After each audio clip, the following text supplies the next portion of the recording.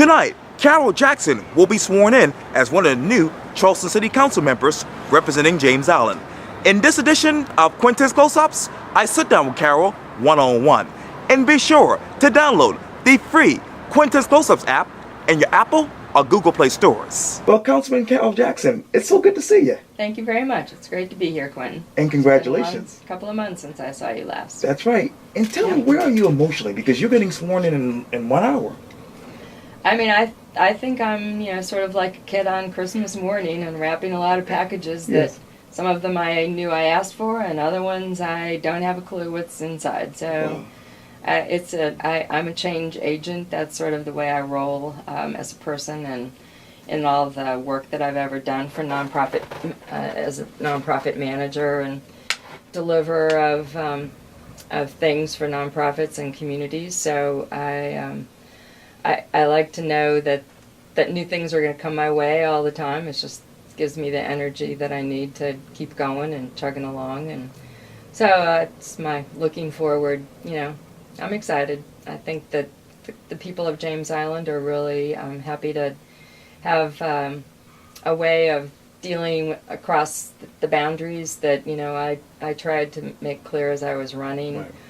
Are obviously legal and constraining in ways that we all have different governments, but in terms of the people of James Island and the lifestyles that we all have, we're really, all the same. Yeah. So I want to be that kind of listener and voice that speaks up for what's going on James Island, no matter who's telling me about it, the color of their trash can, and then seeing how, if it's a true I don't like the way that my street is being maintained, then there is a jurisdictional, authority that will have to be brought into the process. But there's nothing to say that I can't be the first person to hear that comment and then take it from there to try to bring a solution to that. So that's really why I decided to run. I feel like it's been a long time coming that James Islanders have had the excitement of their own to feel like they had a voice together. I think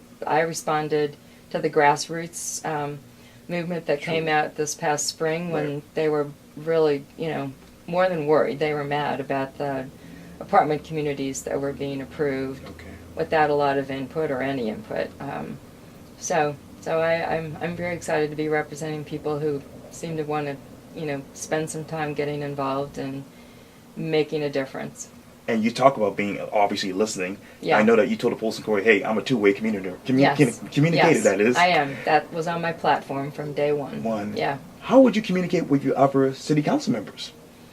Oh, I think picking up the telephone or, hoping to have some sort of regular, ways of sitting down with them for coffee. And I've already had some really good, conversations. They're elected to be the same accessible people as I am, and I think we all are going to appreciate that we do much better together as a deliberative body if we're already, appreciating each other as human beings and the work styles that we have and the priorities that we're bringing to the table and the experience. So I don't expect it to be a challenge at all. I've never been one to wait to be, called on. I usually am the first person to pick up the phone, and I stay in touch with a lot of people personally just because that's my personality. I really like connecting people for good purpose. A lot of that purpose is just because I love the people that I'm connecting to, and I don't want to let go of them, So I think that's going to be the joy of being in a position like this. And you talk about obviously connecting with people. Obviously, you will be connected with Mayor John Tecklenburg. Yes. You share some of his vision. Talk to me more about that vision. Yeah. Well, I think I tried to be as clear as I could as I was campaigning that one of the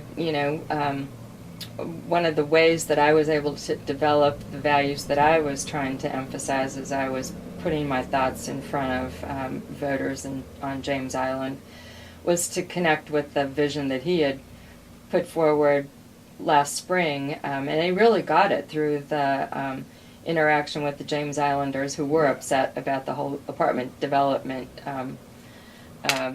outcomes that were, just springing up. And so he went to James Allen for one of those council meetings that is on the road, and heard a room full of very unhappy people. And instead of turning a deaf ear and just saying, well, those are just James Islanders, they're never happy, I think he really went back and started thinking about what was going on out there, and in the process working with his very talented creative planning staff. And I'm sure he talked to some council members. I really don't know the breadth of who he discussed his ideas with, but he came forward to the council in May, as I recall, and said, it's really just clear to me that we have to start dealing with the city of Charleston, especially in planning and developing and zoning, as the 5 boroughs that, if you think about it, we are very distinctively geographical. Right. So from that day forward, and I think the council,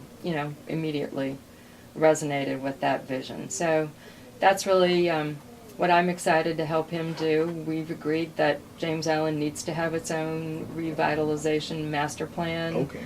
I don't expect it to be as soup to nuts as the one that West Ashley just went through. We're not the landmass they are, but we definitely need to have some master agreement that a developer who wants to take on a land challenge, buy property on James Island, can pick up a document that's very informative to the scope and the breadth of what James Island is going to nurture in changes to land. And obviously on that vision board of yours is really a park and ride lot for James Allen. Yeah, I think that's one of the low-hanging fruit, to steal an old trite phrase these days. Right. It's very clear to me, in just campaigning and living my life in the neighborhoods where we do, that there's a lot of people, most people commute from James Allen. Right. If they're not retired, then they're commuting somewhere to work. There's not that many job centers literally on the island.